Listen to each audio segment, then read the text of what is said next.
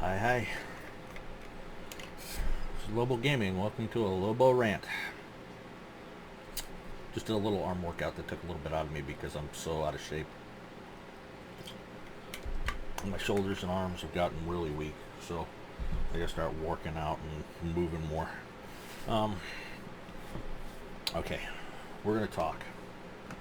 This is being recorded with my Logitech camera's capture system because I tried to record this with OBS yesterday and OBS kind of shit itself. The camera was flickering within the frame. It was like it was trying to flip between scenes, but the other scenes weren't there. It was really fucking weird. So we're gonna talk about movies. We're gonna talk about the studios and the theaters. First, we're going to talk about the theaters. Now, I don't know if you've been to the movies lately, but going to the theaters is expensive. And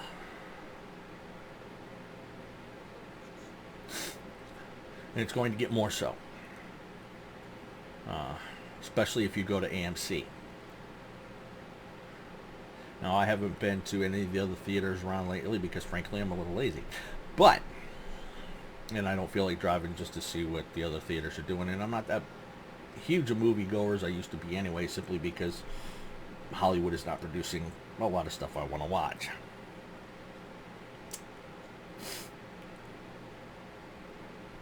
So let's pick on AMC.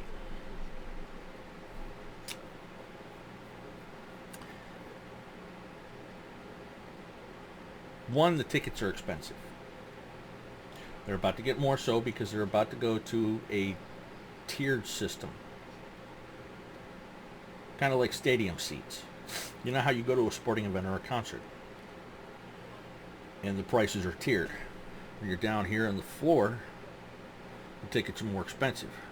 You're up here in the nosebleed section and the tickets are cheap. And then these are somewhere in between. They are going to do the reverse, where the higher seats in the back are more expensive and the lower seats closest to the screen, where you got to crane your neck like this shit to see the screen, are cheaper. I've never been a fan of sitting that close to it. I never really liked up until the last 5 to 10 years sitting in the very, very back. It's where I prefer to be now. But, yeah, they're doing that at AMC. Tiered seating. Ticket pricing. Now, let's talk about another problem they have. Their food. Their pricing on food has gone up.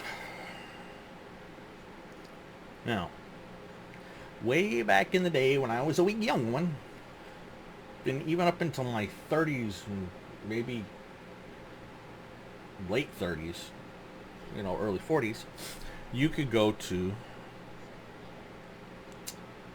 at least within the last, and this is the change in the last decade, you could go to the theater and get sizes of popcorn and drink. You could get a small drink and popcorn combo. You can get a medium, popcorn and soda combo, and a large. Now, all there is, you can still get the small. They call it the kids meal. It's kind of like a kids meal thing, but you can't get the in between. And now everything, at least for the drinks and the buckets, are super sized. And those buckets and just for that combo, just for that drink and popcorn combo, is $20. 20. I'm not stuttering. It used to be cheaper when they used to do the sizes. But now that's all they offer. Don't want a soda fountain drink? You can get a bottle of water.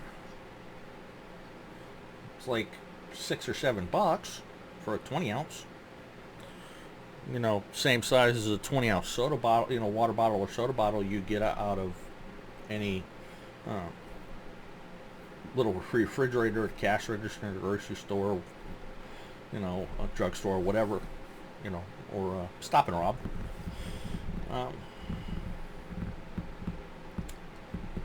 On top of that, the rest of the menu has never been fresh. It's always been frozen and reheated.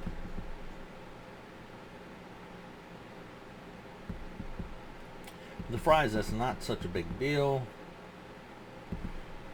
Well, with everything else, it kind of is.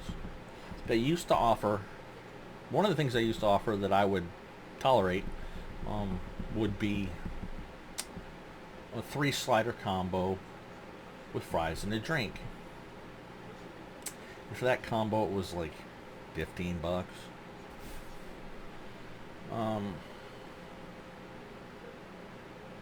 Which was pretty damn good because you were getting 3 sliders, and if you don't know what a slider is, it's a mini burger.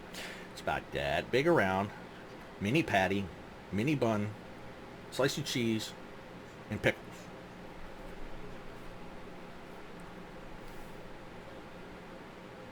And plus the equivalent of a medium fry at a fast food joint. And of course the drink. And of course the drinks were the kind of supersized ones. The large. That's not on the menu anymore. They used to offer a chicken tenders combo, where it was all one thing for one price. Or it was all, you know, all that for one price. The chicken tenders, generally 4 of them, and they were pretty good, and they're pretty good size still.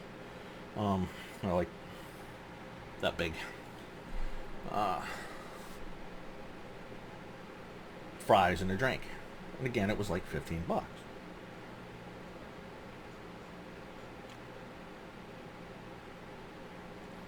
Plus your choice of dipping, be it mustard, honey mustard, barbecue, whatever. And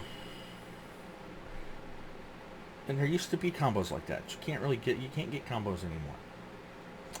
You can still make a combo. You can still get the chicken tenders. And it's still 4 of them. That's $14 or $15 by itself. You can get the fries. It's another $6.50. And then the drink, be it a fountain drink, whatever. I don't remember what they charge for the fountain drinks. Or a bottle of water, which I've already told you what it costs. So for the same combo, you are paying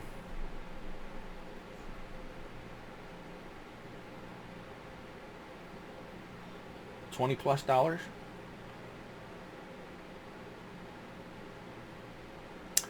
That's horse shit.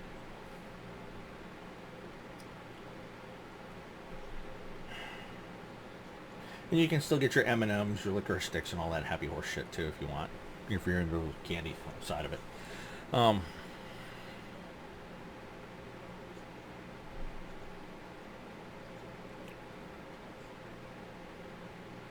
And then there's the other thing. Part of the reason the prices have gone up is because they're in trouble. I mean, they've been in trouble. The bullshit with COVID and everything fucking shutting down for basically a year and a half just accelerated the process exponentially. The theater chains, the big ones, are bleeding money. In part because they still run the giant megaplexes.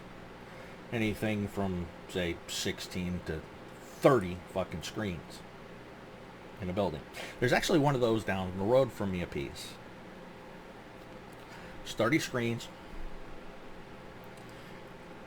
The building has 3 wings, a central wing, a left-hand wing, and a right-hand wing. Each wing has its own separate concession area, or used to. And then screens.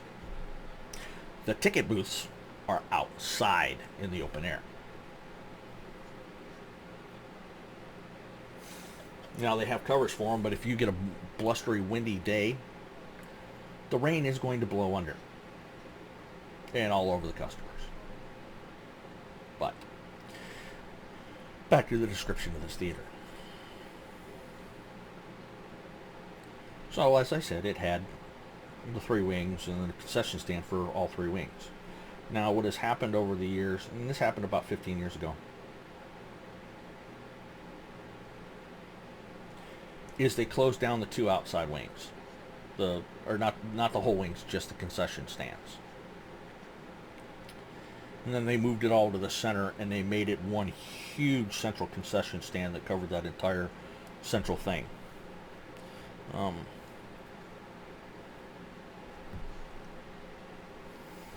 Again, menu I've talked about.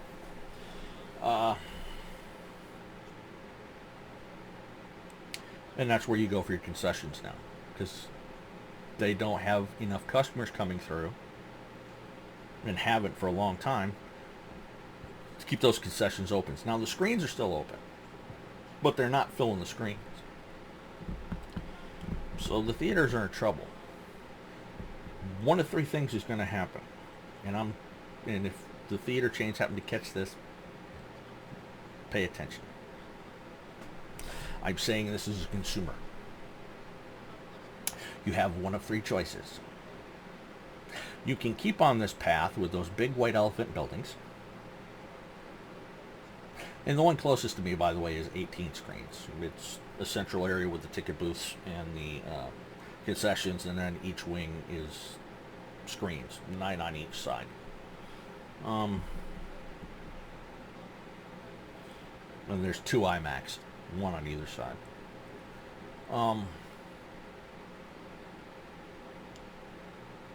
Three choices. You can keep going the way you're going and die slowly in agony, screaming in frustration and pain, or you can shut down one half of the wings of, say in the case of the one nearest me that I go to that's 18 screens, shut down one half, turn it into something else. I don't know what.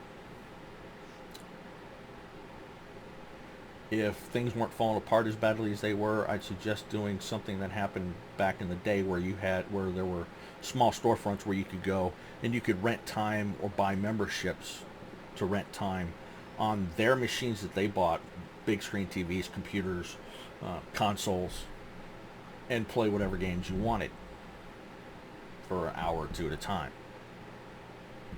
Now, given the state of the world and that nobody prosecutes the criminals anymore because corporations lack the balls to prosecute anymore because they're so afraid of lawsuits, this is probably not the best idea. You would lose all the equipment.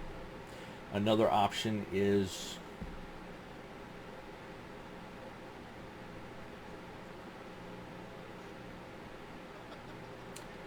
take that closed down wing that's no longer screens, split it in half. One half is a big pizzeria, the other half is an old-fashioned arcade with the big cabinets. And you go to the coin machines, feed in your dollar bill, $1, $5, $10, or $10 bills, and get tokens to feed in the machines. I, for one, would murder quite a lot of people for an old-fashioned arcade because I miss them. Was it expensive? Hell yeah, but it was fun. Again, I'm not so sure that's feasible, but you need to do something. Or, and this is not going to be any easier, you need to let go of those big white elephant buildings and go to smaller venues. Go back to the way it used to be.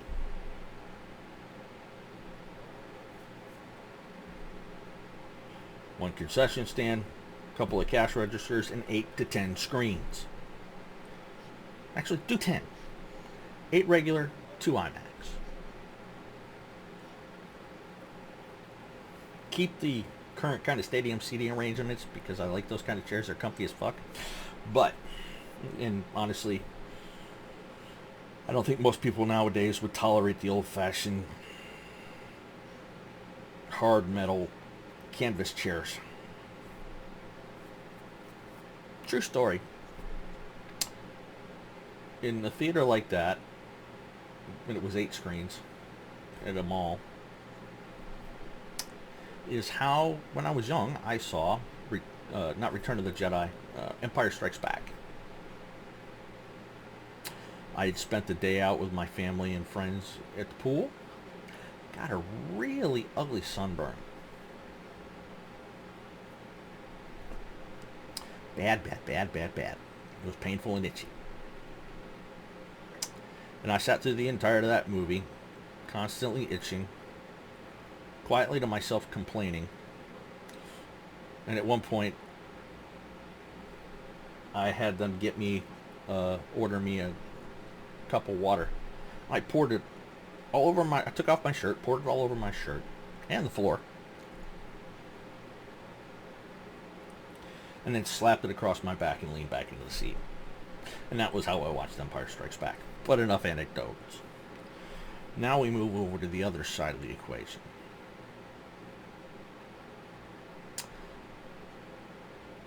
The movie studios. They're in trouble. How much in trouble? Well, for starters, Disney as a whole, with Lucasfilm and Marvel, is set to lose about $1 billion because all their recent shows have been flops. They're either barely breaking even or coming nowhere near breaking even. Now, how is this possible? For one, they're making these big epics, and nobody really wants to see the huge, super expensive epics right now. At least not when they're being fucking preached to. You're not going to fill theater seats that way. And you're not going to make up the difference on the streaming services by making people pay $20 to rent it for a couple weeks on Amazon Prime, or on Amazon.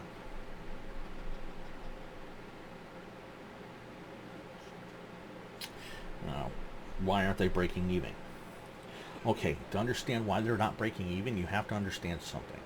Everybody thinks, well, their budget was, to make the film was 300, say, like, take Indiana Jones and the Dial of Destiny, for instance.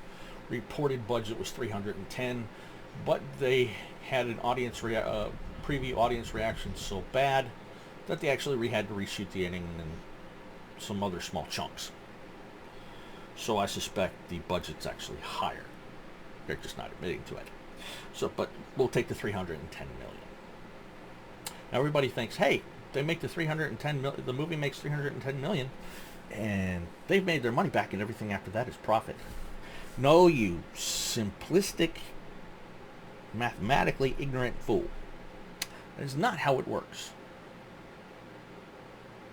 There's the 310 million that they spent on the film. They spent at least half that again, another 150 to 160 million, on advertising and press junkets. And the theaters, because they have to pay to run the films in their theaters on screens, take half the box office profits up front to make their money back for what they paid for the film. The estimated break-even point for Indiana Jones and the Dial of Destiny by most people's standards is right around 900 million.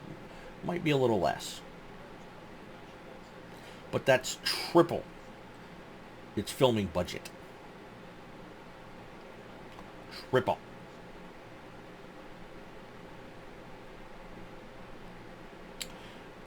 Now, part of the reason for that, despite being on over 4,000 screens, I think it's 4,600 screens,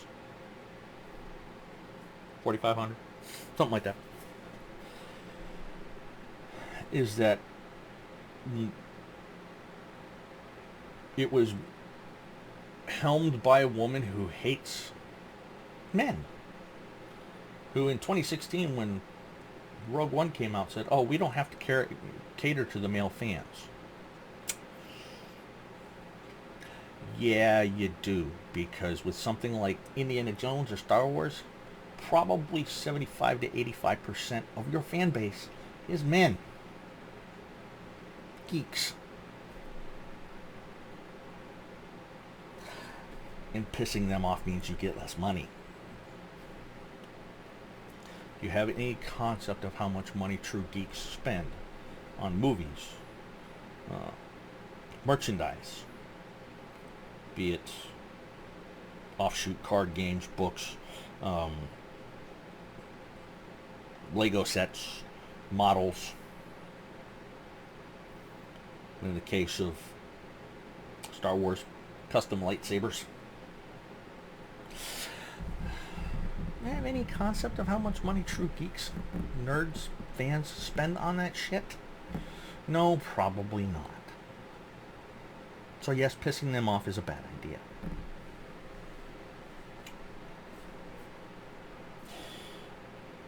Now, there's been a whole run of films, and not just from Disney, Lucas, and Marvel, that have that attitude to them.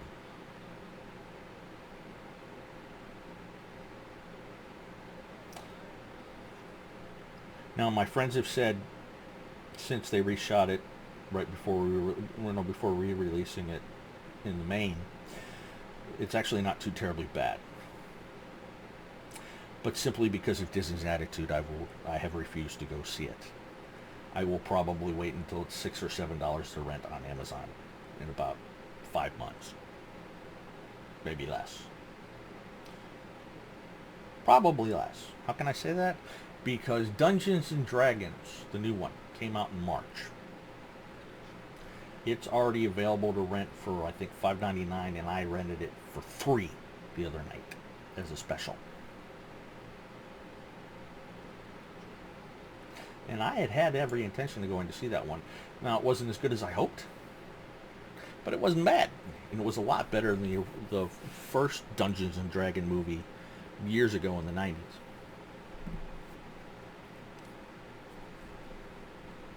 So, yeah.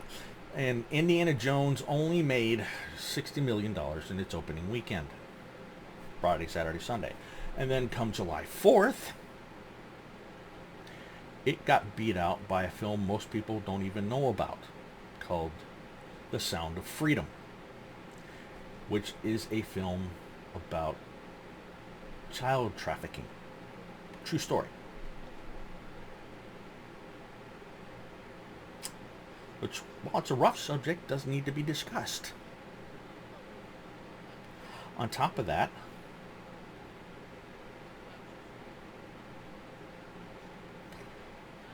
Sound of Freedom, as I said, beat out Indiana Jones and the Dial of Destiny by about maybe $3.5 million for the day.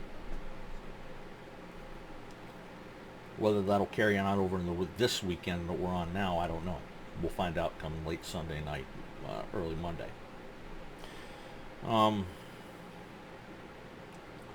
But Sound of Freedom only cost $14.5 million to make, according to what I can find.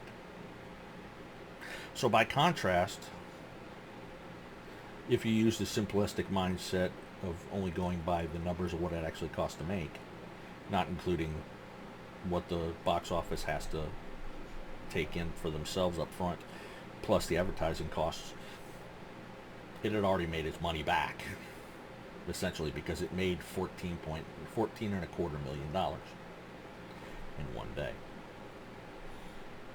It's only got to make, depending on what its advertising budget, and I don't think it was huge, maybe $7 million by comparison, because I hadn't heard about it up until I saw the box office numbers. I do want to go see it, though. So say $7 million. Let's be generous. Let's call it $10 million they spent on advertising for Sound of Freedom. So that's another $10 million on top of the $14.5 it cost to make. That's 24.5.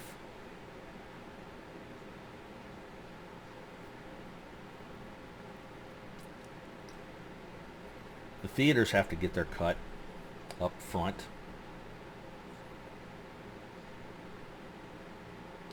So figure roughly it's got to make about $50 million, maybe 60 at max, to make its money back and show a profit. You know what the kicker is? It's only showing on half the fucking screens. So what does that tell you?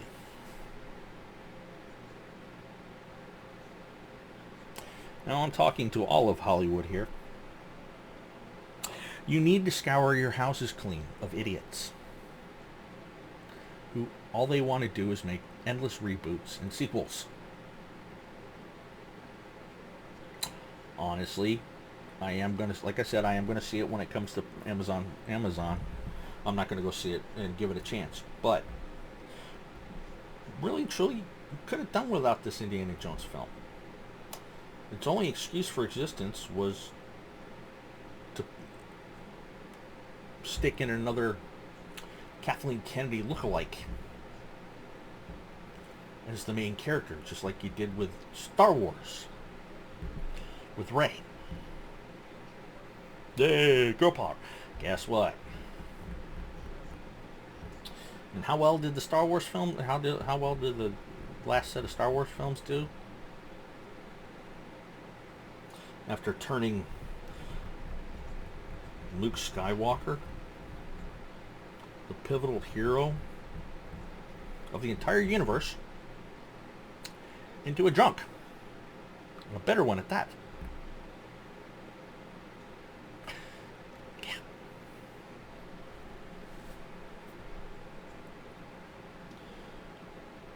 Find some people who want to write original films. There's so much out there. Oh, and by the way, Disney, it's time to cut Marvel loose. Comics as a film base are dying and have been. I personally haven't been to see a comic movie of any sort since Black Panther. I happened to see Black Adam at no cost to myself while watching it at a friend's house because they were streaming it, which is not you guys at Marvel. It's DC. Needless to say, it sucked. Sorry, Rock. But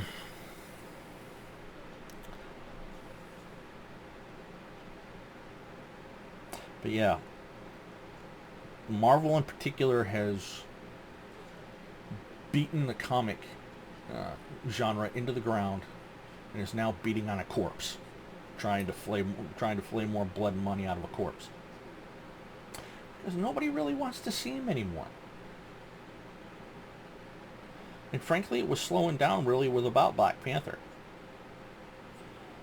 Because as far as I know, in Phase 3, the only things that actually made money were Spider-Man Homecoming and Doctor Strange 2.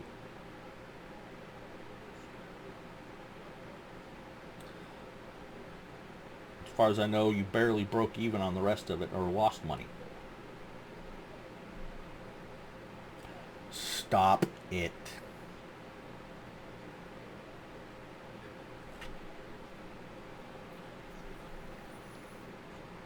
Let it go.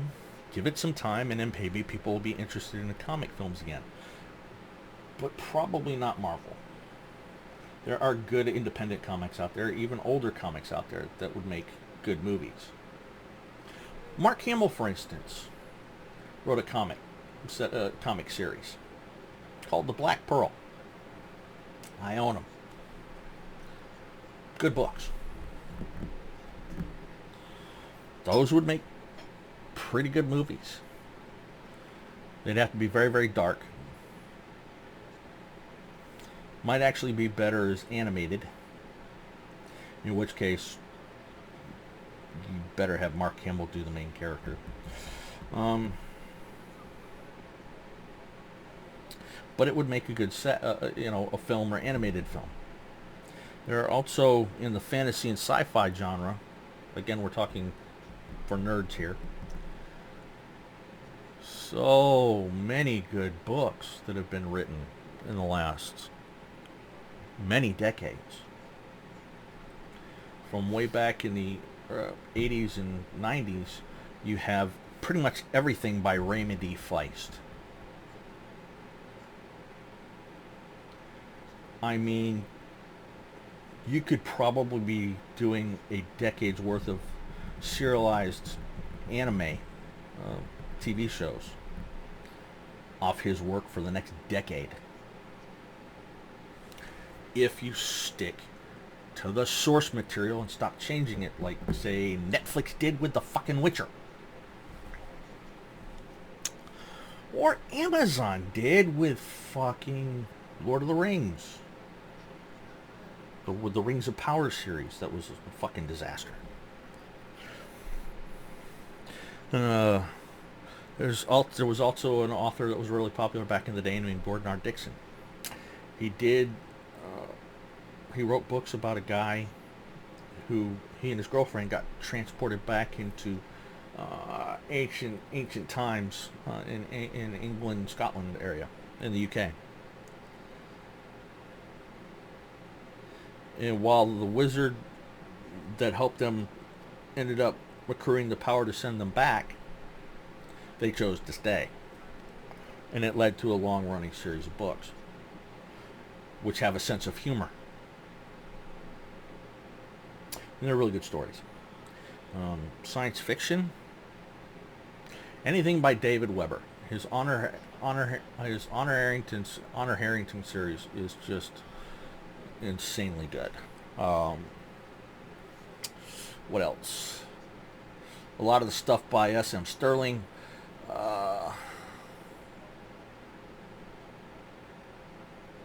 For a serious sense of humor, there's the twisted sense of humor. There's the Stainless Steel Rat series by Harry Harrison. What else? What am I looking at here? What else we got?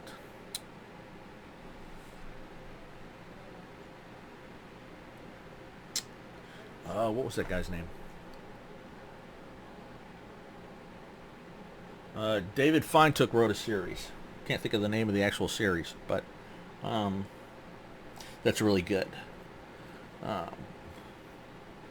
There was a guy whose name I forget who wrote a series called Sten. Those were big, really good movies.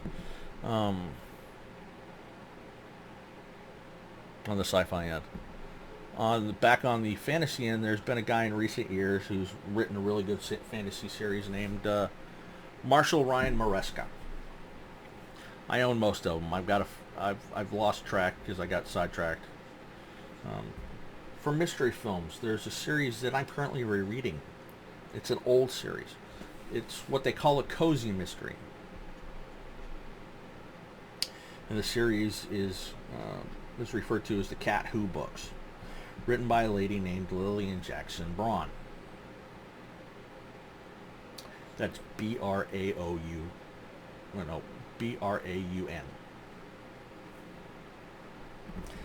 20 some odd books. I'm actually rereading them for the first time in years. And having a ball. Other cozy mysteries, anything by Sophie Ryan. A friend of mine that writes under the pen name of Elise Hyatt has a series called Daring Finds. About a lady that gets into furniture refinishing and ends up solving murder mysteries as well. Sci-fi, anything by Mike Resnick. Also some fantasy. I mean, the possibilities are endless. And I know that they're actually making a TV series out of the Three Body Problem, which I still have not read, and I keep meaning to read, but I've got so much in my stacks to read. I don't know if I'll ever catch up.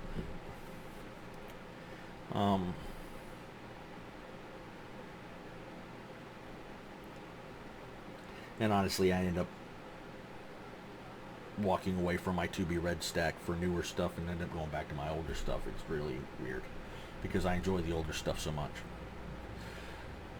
So yeah. Hollywood, you need to get your shit together and start producing shit that people want to watch. Oh, And since the number one film on July 4th was a film about child trafficking, there is a series of hard-boiled detective novels about a character named Burke, written by a man named Andrew Voss, Vachss.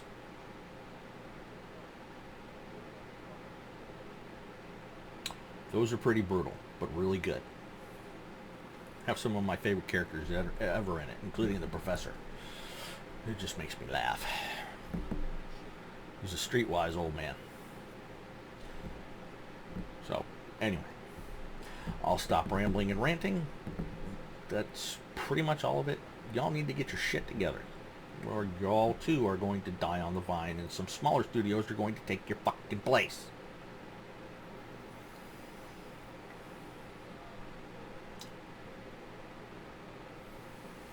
Anyway, thank you for listening to me ramble. Have a good day.